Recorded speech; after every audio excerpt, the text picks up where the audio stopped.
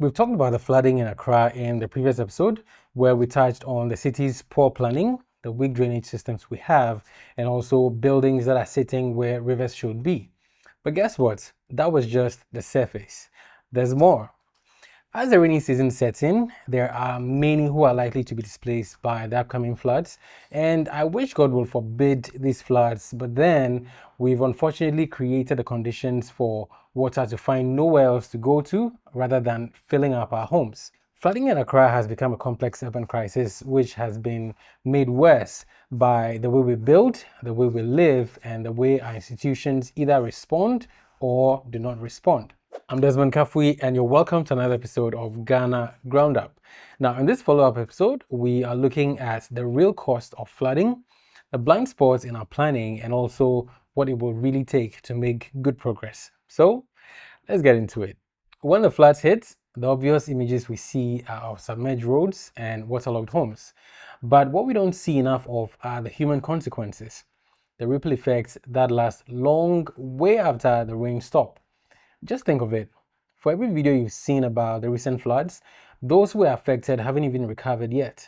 And those whose furniture and appliances were damaged have to find some new money to buy new ones or repair the ones that are broken. That is, if there's even hope for them at all. On the days that the waters cover the roads, you'd see that street vendors can't sell. Transportation takes a hit because drivers of both private and commercial vehicles will either have to sit in traffic for a long time or park their vehicles completely because the roads become impassable. Now, children may also end up missing school because their homes are in disarray, and who knows, maybe their classrooms have flooded as well. And families who are already living on the edge now have to deal with ruined belongings and health risks. Floodwaters are not just muddy. Imagine the open sewers that end up flowing into these waters, and imagine the debris, the waste, and all the rubbish that were not properly disposed of. Now, this is a lot to deal with, and the cost doesn't stop with just individuals. After every flood, the government will have to allocate funds for emergency response. They'll have to make arrangements for drain repair works and public health interventions and all that. And who funds the government? You and me. That means that whether your area is flooded or not, you're still paying for the damages somewhere else. And you need to understand that flooding doesn't just destroy property, it drains productivity, it disrupts livelihoods, and also it ends up widening the inequality gap. Now imagine the have-nots end up losing the little they have. Where will they find the money to replace what they've lost? And even those who have, some way, somehow, everyone ends up losing something, whether big or small. So we need to talk about what we are doing collectively to create the avenue for floods to become parts of our seasons. So let's talk about something that seems pretty small, but then is actually part of a much bigger problem, and that is the way we finish our homes. All across Accra and beyond, people are tiling and paving their compounds, every square meter of their compounds. And why? Well, because it looks neat and it looks expensive, and frankly, many people see this as a status symbol. But then there's a hidden cost. You see, when you cover your compound with tiles and concrete, you end up eliminating any chance for water to seep naturally into the ground. And what ends up happening is that rainwater will rush across the surface and will end up collecting on the compound. And if there are openings, then that runoff water will end up pouring out onto the streets. Now imagine all the houses in the area having this problem, and the water ends up on the streets and on the roads. Eventually, the water level will rise into probably someone's property, and this is worsened when the gutters are even choked. Now, mind you, Accra claims to have gutters and drainage, but then they are poorly maintained and are mostly choked gutters. A choked gutter is almost no gutter. Now, back to the water runoffs from homes with paved compounds. Now multiply these effects across hundreds or even thousands of homes in a neighborhood, and you've got a serious runoff problem. Experts in climate resilient architecture have long recommended that we keep a decent portion of a home's outdoor space permeable or able to absorb water. Now this could mean using gravels, your lawns, or even pavement blocks with some spacing in between to drain water. But then here in Accra, sustainable building techniques are rarely seen as stylish. So many people end up putting the style of their properties ahead of the practicality of what they're building. We need to change this narrative. So the next time you see a home with a green yard or a gravel driveway, don't see it as incomplete. See it as someone who is being thoughtful about what they're doing, and see it as someone who is also being flood conscious. One of our viewers, that's Cyber BP Live, left a comment about Accra lacking green spaces, and he also made some contributions concerning the earlier point we just wrapped up, and that deserves repeating. Now, his comment was really spot on, and we really appreciate the feedback. So do well to share comments and your thoughts as well. And you see, Cyber BP Live is absolutely right. Parks, community gardens, and natural open areas are not just amenities that are nice to have. They are vital infrastructure that defines a place, and they contribute to the quality of life in that area. In many parts of the world, urban green zones end up acting as environmental sponges that absorb excess water and normally excess rainwater. And this helps to manage all the runoffs that come up when there is a lot of rainfall. And they also help with lower temperatures while still offering spaces for recreation.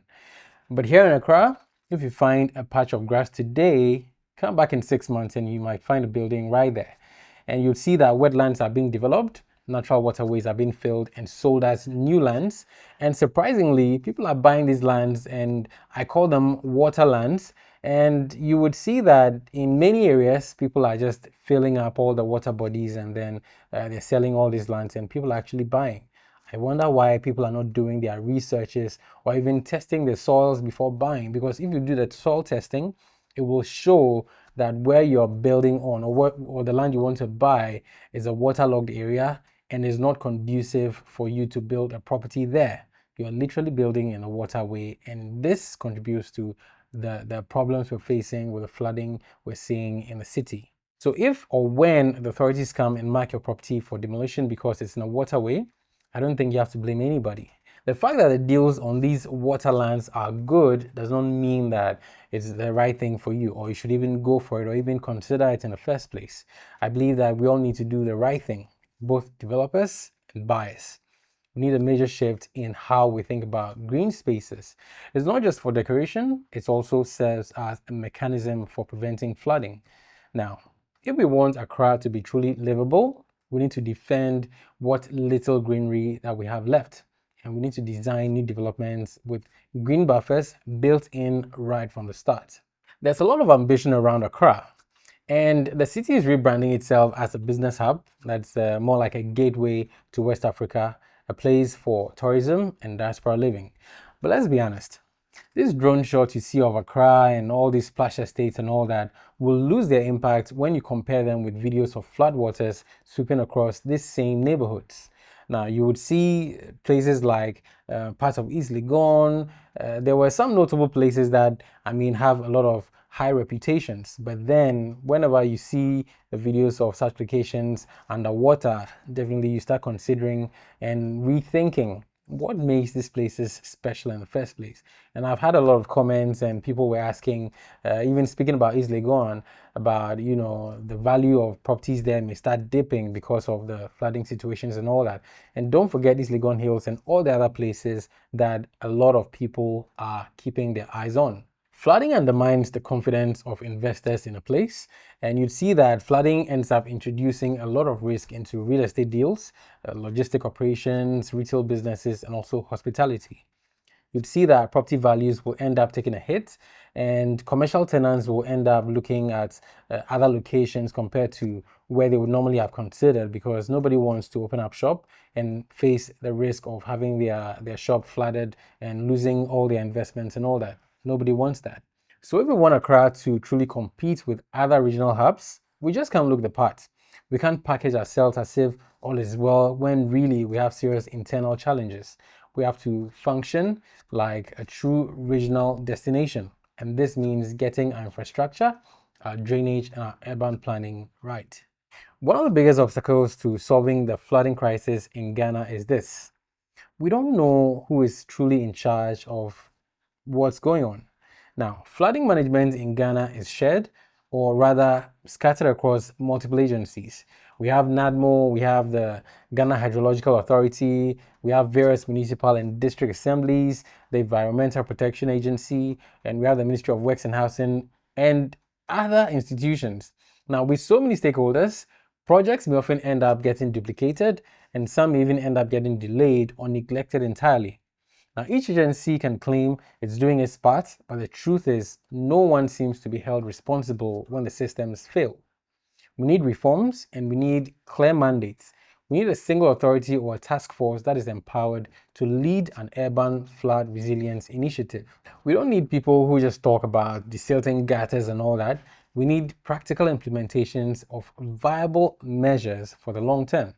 We need solutions that will work across our cities, whether it's Accra, whether it's Kumasi, because without leadership, there is no accountability. And if we know whose step to hold when the floods come, definitely there will be some level of accountability. Every year we see the same script: heavy rains, flash floods, cleanup campaigns, and emergency aid distributions. Mattresses and mosquito nets are handed out, drains are hastily cleared, and then we just go back to business as usual, as if nothing happened. Now, this is not a strategy. It's a cycle, and cycles by definition end up repeating. So what we need instead is a proactive, preventive approach. Imagine a city where drainage audits are carried out ahead of the rainy season instead of after the rains. There could be incentives for homeowners to maintain the gutters in front of their properties, or there could be sanctions if they don't clean them. Now, there could also be or should be community-based monitoring to help in tracking blocked waterways so that the right teams can be dispatched to clear them. And this brings back the worthy mention of Basto Boys. Yes, in the last episode, we gave them some good credit, but then they deserve more credit and more accolades than we're according them because they're doing a good job. And if we all do a bit of what they're doing, I believe that most of the issues we're facing now will be a thing of the past. I believe it will do us a lot of good if there are community-based monitoring to help tracking blocked waterways. And you can have teams or task forces from the municipal assemblies that can be assigned to run these checks. Now, imagine a city where public education campaigns teach children and adults alike about the dangers of dumping waste into drains. And even beyond the education, I believe that some folks just need to be sanctioned because they don't seem to have it in them to do the right thing. Prevention is always cheaper and smarter than reaction, but it requires vision, it requires coordination, and it requires commitment. Now, here's the big picture question. Why is so much attention focused on Accra in the first place? Well, the city is overcrowded, it's overstretched, and it's overburdened. And yet, the majority of our real estate development, our infrastructure funding, and population growth continues to concentrate here in Accra. We definitely need a national strategy to make other regions just as attractive for living, working, and investing. Now, this means that we need to improve our roads, our schools, our hospitals, and also provide jobs that are outside Accra. Now, this means creating incentives for developers to also build in places like Takoradi, Ho, and Sunyani, and not just concentrate all the effort here in Accra. It also means protecting the green zones within and around Accra itself. And by that, we'll end up leaving buffer spaces between buildings and nature rather than expanding endlessly until the city chokes. A decentralized Ghana is a more resilient Ghana. So yes, the rains fall, but then it's our systems, our designs, our habits, and our governance that ends up turning the rains into a crisis. Flooding in Accra is a mirror which reflects all the things we've neglected, but it's not too late. We need green spaces and not just concrete on our compounds. We need smarter and permeable buildings. We need real accountability in leadership, and I believe we need planning that respects the environment. And last but not least, I believe that we need a national approach to decentralization. Let's stop normalizing a city that shuts down whenever it rains, because Accra deserves better, and so do you. If this episode struck a chord with you, drop a comment, share with someone who's building a house, or tag your local assembly, tag your MP, tag your influencer. In fact, tag everyone. And I believe that we will all need this information to guide us and to give us an idea of what to expect in the season that we're in. I'm Desmond Kafui, and this is Ghana Ground Up. I'll catch you in the next episode.